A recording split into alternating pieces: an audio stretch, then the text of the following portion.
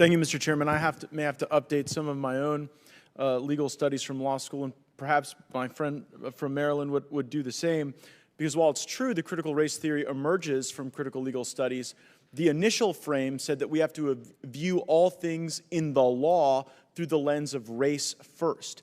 That is a very different thing than saying that you have to evaluate all aspects of society through race first. And I'm not hand-selecting critical race theorist authors. These are the founding fathers and mothers of critical race theory. Don't take my word for it, the gentlelady from California said it was Ibram Kendi's How to Be Anti-Racist that informs her perspective on critical race theory. And Kendi says capitalism is racist and racism is capitalist. Those are not values that we want instilled in our military. I want to address the point the chairman made about, well, we can learn about communism and we don't all become communists. Communism is not an immutable trait. You can sit before a group of students at West Point and lay out a political theory, and then that person can choose to reject or accept the political theory or analyze its frailties or benefits. But when you tell people that you are frail and you are privileged and you are racist because you're white, there is no way to divorce yourself from that in an educational setting. There is no way to have that not affect you. And it is, in fact, the critical race theorists who say that Dr. King was wrong. And I think it's okay for the Armed Services Committee to say, Dr. King was right. We've had enough of a perspective on history of that. And so the other argument we heard is that, well, like, why do we have to bring this up as an issue? We did not pick this fight. We don't want this fight. We'd rather be talking to you about something else. We have to raise the issue, my colleague, because when we ask gentleman questions... was suspended. Just a second. Can't have heckling. It's his time. We'll give everybody else their time when it comes. Mr. Gates. My initial question to Lloyd Austin was, how should we think about critical race theory?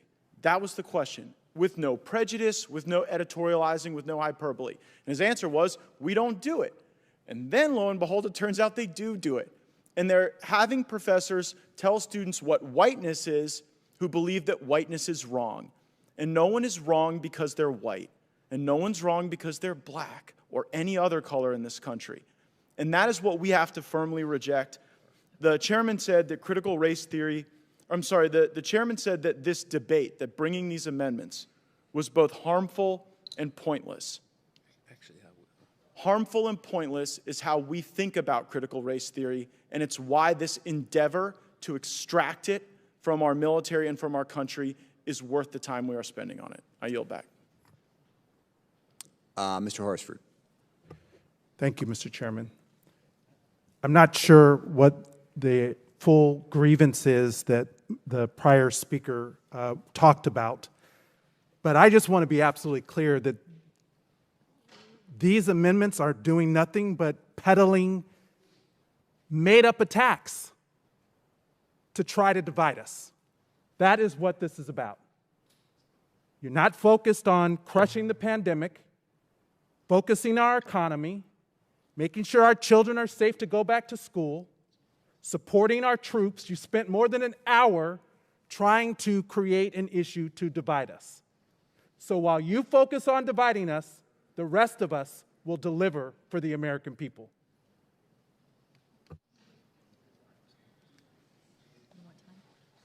Mr. Chairman.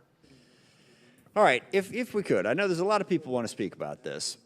This is one of those issues that we could talk about for days, literally. I think everyone's made their points. Everyone's had a fair shot. We'll go a little while longer here. But if you could be judicious at this point, it would be in the best interest of this committee's work and what we're trying to do here. Not silence and debate. We've had a big, robust debate. But we do have other things to talk about, and we have to get through this. So we'll do a couple more. We got a couple more of these amendments coming.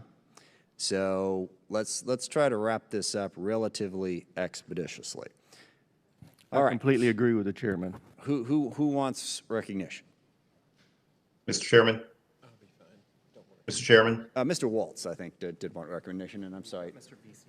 Okay. Mr. Waltz, and then we'll do Mr. Vesey. Go ahead, Mr. Waltz. Thank you, Mr. Chairman, and since many of Chairman Milley's comments that day were directed at me, I want to correct a few things for the record. Number one, again, as we've stated, but I think is well worth repeating, I think everyone who supports this amendment is absolutely in favor of a very honest and very realistic teaching of our history, and that our history in this country with race has been abhorrent. But Mr. Chairman, I take umbrance with the notion that we are seeking to stop our military from dealing with racism or our history with racism. We are looking to stop what we believe, and what so many have brought to us believe, is indoctrination, that America and our military is fundamentally racist today, not its history that so many have eloquently cited, today. Mr. Milley addressed his comments to me. He was responding to what I held up as a seminar that was taught to over 100 cadets, one of which could be our future chairman of the Joint Chiefs, on how to deal with whiteness and your white rage, taught by a woman who teaches that today the Republican Party is fundamentally racist, that is a platform of white racism, and that white people, all white people, rage stems from the advancement of black people, not 100 years ago, not 40 years ago, today.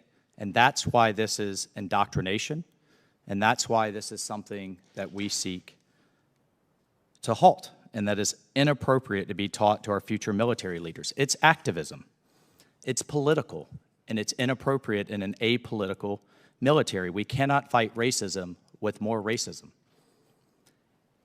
And to my colleague, I want to be very clear. I wasn't even aware of these teachings. That seminar and others was brought to me by cadets, by soldiers, by families, actually citing other courses that we don't have time to get into today. One came home to their family and said they were embarrassed to be white, embarrassed to be a Republican, and embarrassed of their family. Another came home and questioned whether they wanted to remain in the military to defend a fundamentally racist country.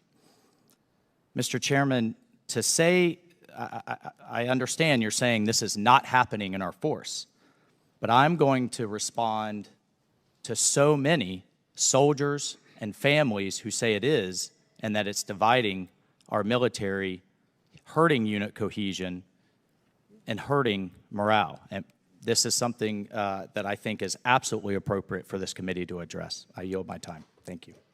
Okay, I've got Mr. Vesey, Ms. Bice, and Ms. Jacobs, and I would love it if we could call it right there. Ms. Bice is saying no. Okay. Mr. Vesey?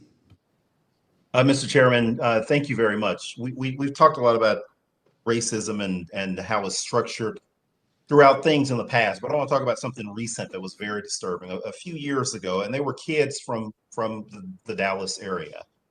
They were students at OU. And there was a song that they created to, if you're happy and you know it, clap your hands. And basically it was, there will never be a NSAE. There will never be a NSAE. You can hang one from a tree, but one will never join with me. There will never be a NSAE. And of course, the knee-jerk reaction to that was, oh, that's just that chapter. Those are just some kids in that chapter that were on that bus singing the song with a black bus driver that was taking them to see a black concert, a black performer at a concert. And they were like, oh, no, it's an isolated incident.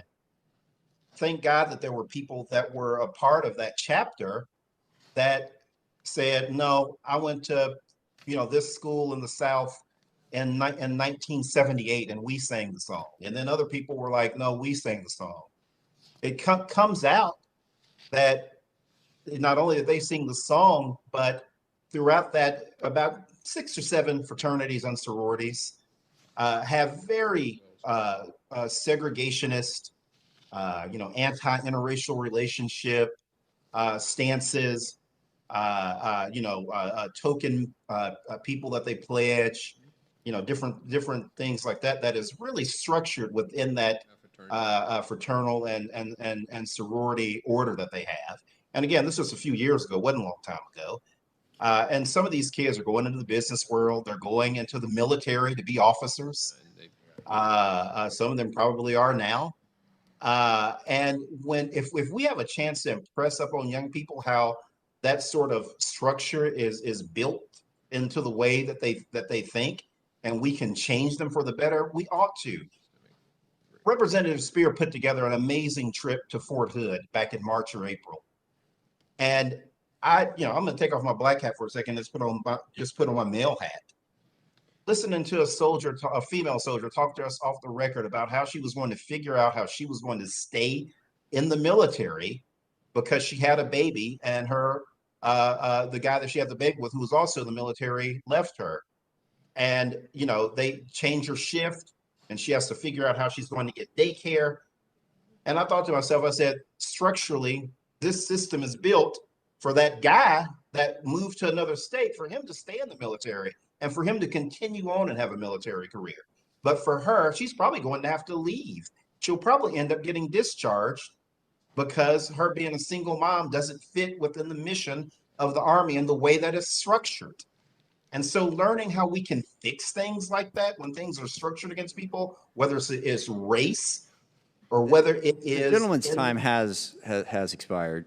Thank you. So we're pretty close to wrap up here. Ms. Jacobs, do you have something incredibly compelling to close us out here? I just want to make one quick point that Sure. This is not just about equity and wokeness. It's actually also about the effectiveness of our military forces. We know that when we send them to foreign countries, them being able to understand the systems and cultures that they're operating in are incredibly important. I would venture to say that part of our failure in Afghanistan was due to our superficial understanding of their society and culture. And we need to be training our military and civilian leaders to understand these systems and biases and recognize their own blind spots and think differently, so that we don't make these mistakes moving forward. I yield back. Thank you. All right. The question occurs on the amendment by Mr. Green. Yes. All those in favor will say aye. Aye. All those opposed will say no. No. Opinion of the chair.